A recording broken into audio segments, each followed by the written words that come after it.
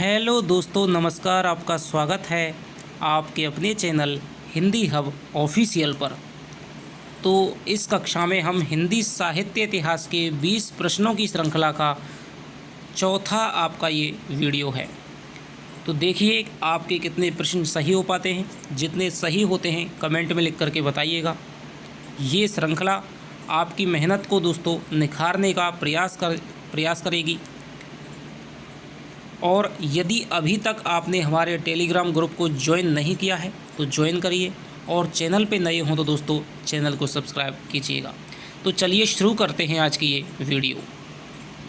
सबसे पहला जो प्रश्न है दोस्तों वो है आपका, झोंपड़ी से राजभवन तक किसकी आत्मकथा है? सूरजपाल चौहान की, माता प्रसाद गुप्त की, कंवल भारती की, या फिर मोहनदास नैमिषारण्य की? बताइए दोस्तों। आधुनिक काल से मैंने ये दोस्तों जो आपका ये 20 प्रश्न हैं उनको बनाने की मैंने प्रयास किया है। जो मुख्य रूप से परीक्षाओं में आते हैं उनको मैंने उठाने का प्रयास किया है, और थोड़े से आपके स्तर के क्वेश्चन हैं। तो झोंपड़ी से राजभवन तक ये दोस्तों आपकी है माता प्रसाद गुप्त की ये आत्मकथा है। अगला जो प्रश्न है दोस्तों वो है आपका, मैत्रेयी पुष्पा द्वारा रचित आत्मकथा है। घर की बात, कस्तूरी, कुंडल वसय, टुकड़े टुकड़े दास्तान, सहचर है समय?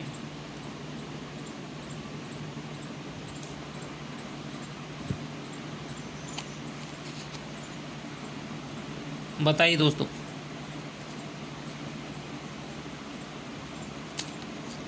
मैत्रेयी पुष्पा द्वारा रचित आत्मकथा है। घर की बात, कस्तूरी, कुंडल वसय, टुकड़े टुकड़े दास्तान, सहचर है समय?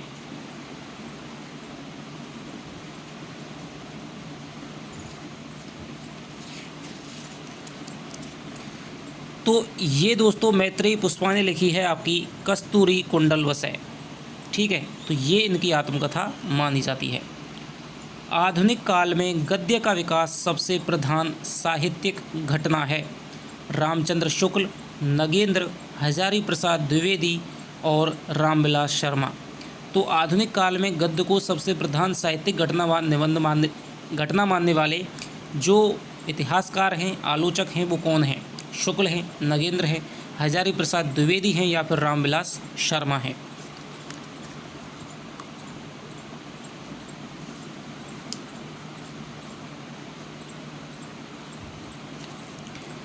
तो दोस्तों इसका उत्तर हो जाएगा आपके सीधा सा सरल है, आपके थोड़ा सा समझ पर है, रामचंद्र शुक्ल।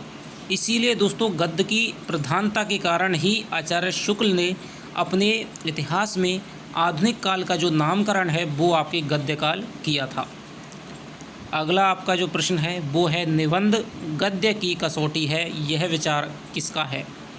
शुक्ल का, द्विवेदी का, और शिवदान सिंह चौहान का, या फिर बच्चन सिंह का?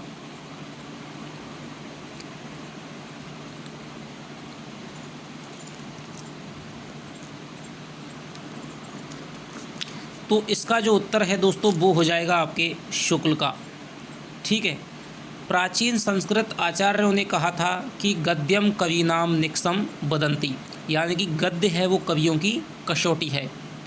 तो आचार्य शुक्ल ने कहा कि यदि गद्य कवियों की कसौटी है तो फिर निबंध है वो गद्य की कसौटी है। तो ये आचार्य शुक्ल का कथन हो जाएगा।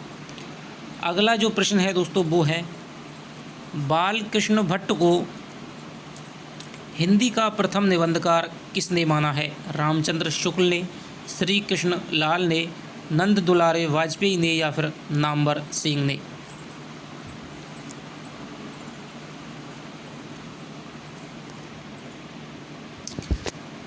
तो दोस्तों बालकृष्ण भट्ट को हिंदी का प्रथम निबंधकार मानने वाले जो आलोचक हैं या लेखक हैं, इतिहासकार हैं, वो हैं आपके श्री कृष्ण लाल। ठीक है, श्री कृष्ण लाल ने बालकृष्ण भट्ट को हिंदी का प्रथम निबंधकार माना है।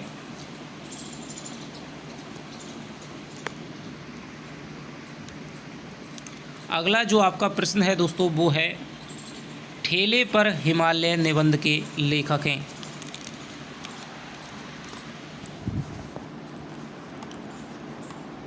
हरिशंकर परसाई, कुबेरनाथ राय, धर्मवीर भारती और बाबू गुलाब राय। बताइए। ठेले पर हिमालय निबंध के लेखक हैं हरिशंकर परसाई, कुबेरनाथ राय, धर्मवीर भारती और बाबू गुलाब राय। तो इसका जो उत्तर हो जाएगा दोस्तों वो हो जाएगा आपके धर्मवीर भारती। अगला दोस्तों जो प्रश्न है वो है आपके ठलुआ क्लब किस विधा की रचना है? निबंध, कहानी, उपन्यास, आलोचना।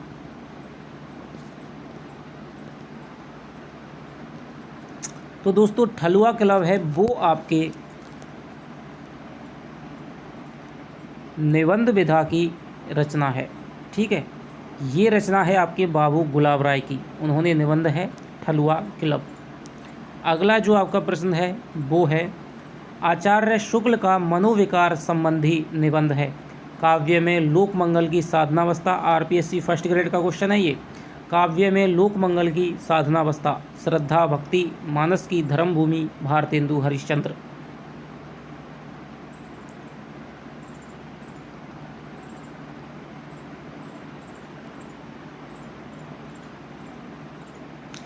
तो इसका जो उत्तर हो जाएगा दोस्तों वो हो जाएगा आपके श्रद्धा और भक्ति।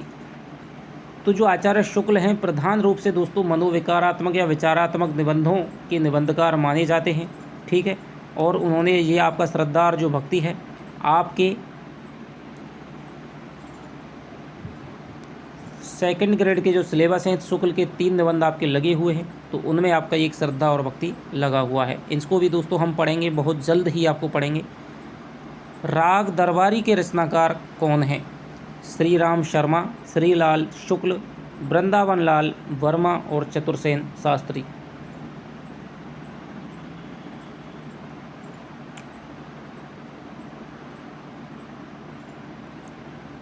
राग दरबारी के रचनाकार कौन हैं? श्री राम शर्मा, श्रीलाल शुक्ल, वृंदावन लाल वर्मा और आचार्य चतुरसेन शास्त्री। तो इसका जो उत्तर हो जाएगा वो हो जाएगा आपके दोस्तों श्रीलाल शुक्ल। ठीक है, राग दरबारी है वो एक दोस्तों उपन्यास विधा की रचना है और ये हैं इसके रचयिता श्रीलाल शुक्ल। अगला है दोस्तों क्वेश्चन आपका बहुत सरल क्वेश्चन है। हिंदी का प्रथम मौलिक उपन्यास माना जाता है? परीक्षा गुरु, भाग्यवती, नूतन ब्रह्मचारी और चंद्रकांता।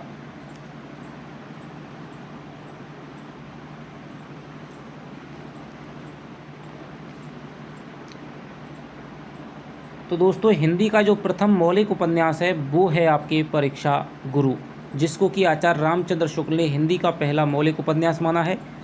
तो ये हो जाएगा दोस्तों आपके परीक्षा गुरु।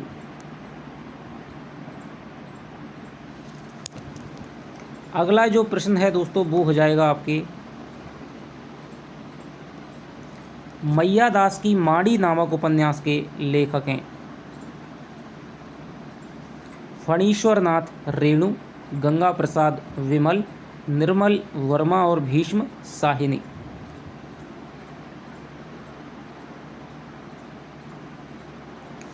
तो दोस्तों मैया दास की जो माड़ी नामक उपन्यास है वो लिखा है आपके भीष्म साहिनी। बहुत बार है ये पूछा जाता है। खंजन नयन नामक उपन्यास किसके जीवन पर आधारित है? कबीरदास, सूरदास, तुलसीदास, मीराबाई। खंजन नयन नामक उपन्यास किसके जीवन पर आधारित है? कबीर, सूर, तुलसी, मीरा।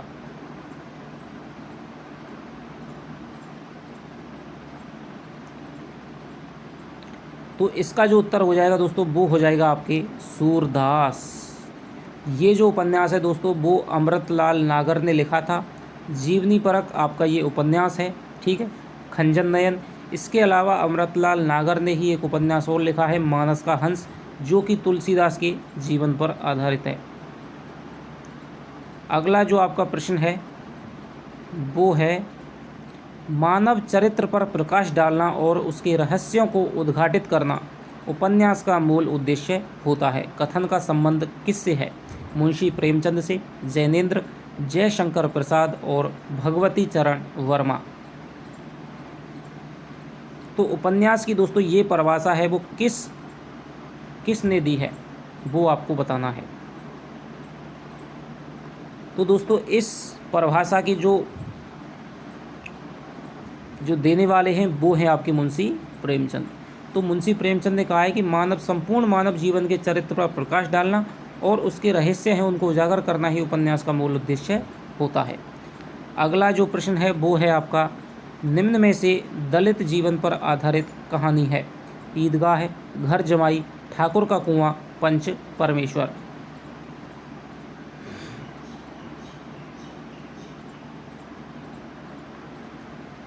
तो दोस्तों इसका उत्तर है आपके ठाकुर का कुआं। ठीक है। जो दोस्तों आपके जैसे कि मुंशी प्रेमचंद है, जयशंकर प्रसाद है, ठीक है, इसके अलावा आपकी जैसे मैथिलीशरण गुप्त है, तो इनकी आपको जैसे पंत है, महादेवी वर्मा है, तो काव्य संग्रह है, कहानी संग्रह तो आपको याद रखने ही है। ठीक है, उपन्यास तो याद रखने, लेकिन जो प्रमुख इनकी कहानियाँ हैं, जैसे प्रेमचंद की आपकी कफन है, पूस की रात है, आपकी बड़े घर की बेटी है, ठीक है, पंच परमेश्वर है, इसके अलावा इनकी एक कहानी है बाल मनोविज्ञान पर आधारित कहानी है, ईदगाह है कहानी है, ठीक है, काकी कहानी है। ठीक है, तो ये इस प्रकार की जो ठाकुर का कुआं है, ये इस प्रकार की कहानियाँ भी आपको पता होनी चाहिए कि इनके अंदर क्या क्या है। ठीक है, किस प्रकार की ये कहानी है। तो ठाकुर का कुआं है दोस्तों, उसमें दलित जीवन पर वो आधारित कहानी है। तो ये आपको ठाकुर का कुआं है, उसमें से दलितों को पीने के लिए पानी नहीं दिया जाता है, लेकिन उसका जो पात्र है वो एक बच्चा है, उसको प्यास लगती है तो फिर वो उसके लिए पानी है वो ठाकुर के कुएं से लाया जाता है, तो उसकी उसे सज़ा भी मिलती है। शतरंज के खिलाड़ी किस विधा की रचना है?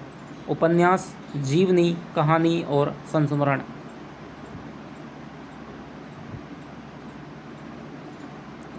तो इसका जो उत्तर हो जाएगा दोस्तों वो हो जाएगा आपकी कहानी विधा की रचना है। ये भी आपके मुंशी प्रेमचंद की लिखी हुई एक कहानी है। ठीक है, ऐतिहासिक ये कहानी है। तो ये शतरंज के खिलाड़ी आपके कहानी विधा की रचना है। अगला जो आपका प्रश्न है दोस्तों वो हो जाएगा,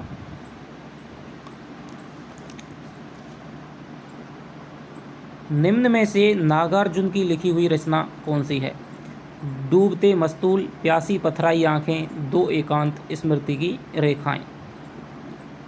निम्न में से नागार्जुन की लिखी रचना है डूबते मस्तूल, प्यासी पथराई आंखें, दो एकांत, स्मृति की रेखाएं। तो दोस्तों इसका उत्तर हो जाएगा आपके प्यासी पथराई आंखें। तो ये है वो नागार्जुन लिखी है। इसके अलावा आपकी हजार हजार बाहों वाली, कालिदास तुम सच सच बतलाना, बादल को घिरते देखा, इनकी प्रमुख कविताएं हैं। ठीक है, मैथिली में यात्री के नाम से ये रचना करते थे, बाबा इनको कहा जाता है। इनका मूल नाम है दोस्तों वो था वैद्यनाथ मिश्र। ठीक है, अगला जो आपका प्रश्न है वो है, राम कथा पर आधारित काव्य कौन सा है? रश्मिरथी, भूमिजा, आत्मजयी और कामायनी।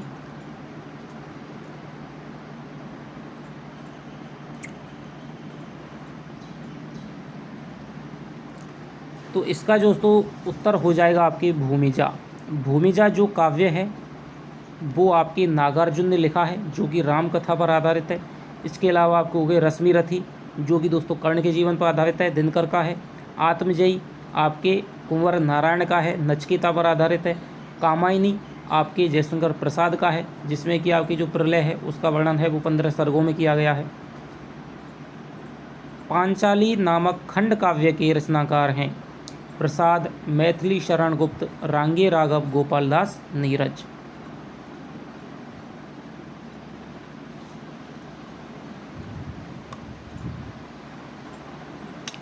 तो दोस्तों पांचाली जो नामक खंड काव्य है उसके जो रचनाकार हैं वो हैं आपके रांगे राघव।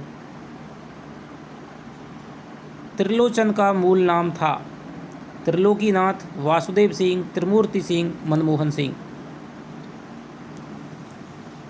त्रिलोचन का मूल नाम क्या था? त्रिलोकीनाथ, वासुदेव सिंह, त्रिमूर्ति सिंह, मनमोहन सिंह। तो दोस्तों त्रिलोचन का जो वास्तविक नाम था वो था आपके वासुदेव सिंह।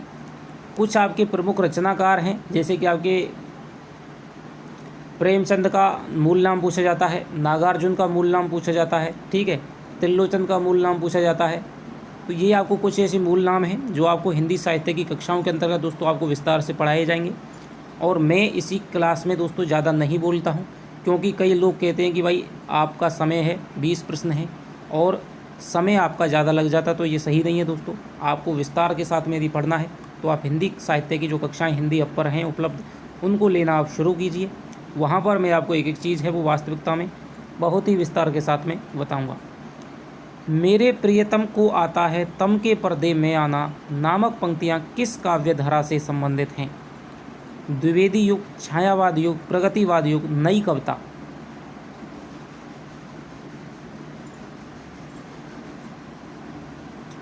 तो दोस्तों ये जो पंक्तियां हैं वो हैं आपके छायावाद युग से। थोड़ा सा भी यदि आपकी समझ है, आपने पढ़ा है छायावाद क्या है, प्रगतिवाद क्या है, ये भी आपको पता है ना, तो भी आप एक अनुमान दोस्तों लगा सकते हैं, सटीक अनुमान, कि मेरे प्रियतम को आता है तम के पर्दे माना, यानी कि इसमें रहस्यवाद की अभिव्यक्ति हो रही है। तो रहस्यवाद जो सर्वाधिक प्रधान विशेषता है वो आपके छायावाद की है, और ये आपकी महादेवी वर्मा की पंक्तियां हैं। तो इस प्रकार से दोस्तों हमने देखे 20 प्रश्न, ठीक है।